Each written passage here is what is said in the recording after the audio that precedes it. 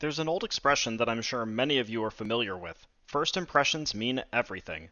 Considering the sheer amount of people we meet in life and the media we consume, being able to make quick judgments about the things we see is a means of helping us save time and sparing us potential aggravation or disappointment. But there's another aspect of the first impressions mean everything saying that gets underscored, and that's your original attitude about a show that you took the time to finish. It's entirely possible for your opinion to change down the line, with your first impression somehow being an insufficient way of gauging how you feel. Hyouka is an example of a show that I had a particular impression about, but ultimately had to reevaluate some time later. When I first saw it, I liked it, but I didn't love it. Then, for whatever reason, it was a show that simply would not leave my mind. I kept darting back to it seemingly at the most random of moments, as images of its characters, setting, and other recollections came to the surface. With the show being such a presence in my thoughts, there was only one decision I could reasonably make: watch the series again, and see how my newest reaction would treat the material. Oriki Hotaro is a high school boy who wants to get through his life putting in as little effort as possible with his energy conservationist outlook, but ends up joining his high school's classic literature club at the request of his older sister to avoid having it abolished. One of the members is Chitanda Eru, a girl in Oriki's grade with an insatiable appetite of curiosity. After school at a cafe one afternoon, she comes to Oriki asking him to help her solve a mystery relating to her uncle. The mystery involves her uncle's ties to the classic literature club from decades ago, and something he said that made her cry, a memory that Chitanda cannot remember.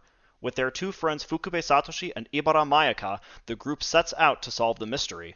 Although the mystery behind Chitanda's uncle is the primary element that gets the show in motion, it does not stick around for the entirety of the run.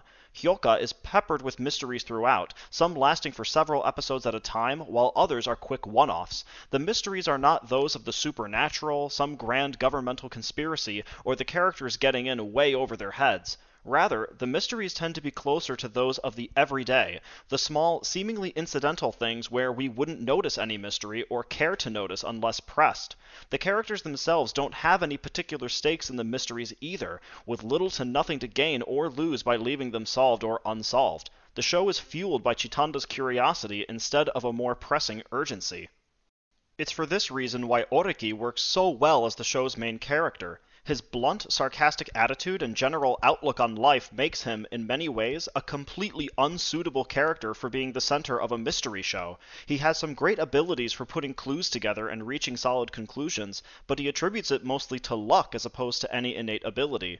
The show's framing makes Oriki getting roped into solving the various mysteries by Chitanda against his will work both as a small comedic gag and because the audience is similarly pulled along for the ride. This is also what makes Chitanda such a fun character in her own way. Her curiosity has a powerful gravity to it that makes her both incredibly endearing and, at times, a little much.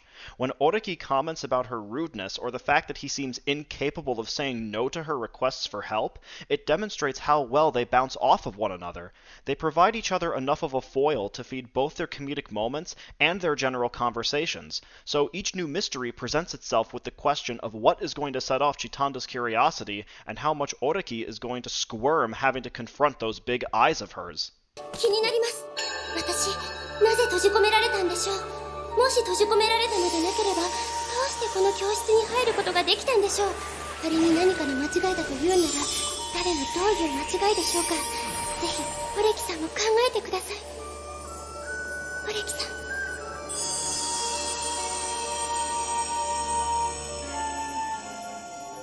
私、気になります。Fukube and Mayaka, while not being given as much to do as the main duo, provide enough support both to each other and the group as a whole to make them worthwhile characters as well. There are moments throughout the series where they are given substantive intellectual or emotional focuses, making the ensemble as a whole come together nicely. But beyond its chemistry-rich characters lies the show's most unusual aspect, and that's its somewhat indefinable state of being. While Hyouka is primarily a mystery slice of life, it doesn't play itself off as one since the slice of life and mysteries have such low stakes. There are romantic overtones and undertones to some of the characters and their interactions, but it doesn't play itself off like a romance either. The show seems to dip its toe into all these various genres without actually fully committing to any of them. Is it a meta-examination of these genres? Kind of? While I would ordinarily criticize a show for appearing not to know what it wants to focus on, it didn't bother me this time. It was, as a series, so calm and lovely that I grew to love it myself. The calmness extends not just to the tone of the stories and the characters, but also to its entire manner of presentation. The visuals are remarkably colorful and smooth, even by the already high standards of Kyoto Animation, with a quiet energy that seems to placidly embody everything. The music and sound is perhaps even better than the animation, with a delicate combination of strings, percussion, winds, keyboards, and other ambient noises that keep the serenity soothing. さすが正月。装い華やかなのもいる。オレキさん。あ。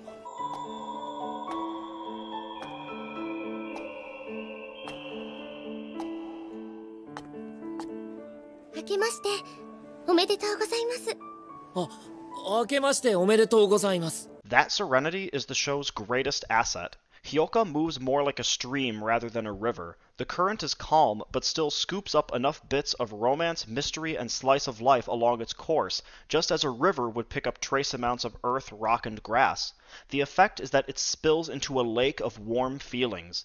The gradual planting of ideas can, unfortunately, give the initial impression of nothing happening. The show's pace is, in a manner of speaking, agonizingly slow. Because there are no large-scale earth-shaking revelations or overtly grand gestures, the plot can seem perpetually stuck in neutral. But each mystery nevertheless moves the characters and their relationships along in some fashion, even if that movement is not so immediately noticeable. By the time the series is over, the Oriki, Chitanda, Ibara, and Fukube that we have come to know may not be terribly different from the ones that started the show, but there are still differences that make their presence known.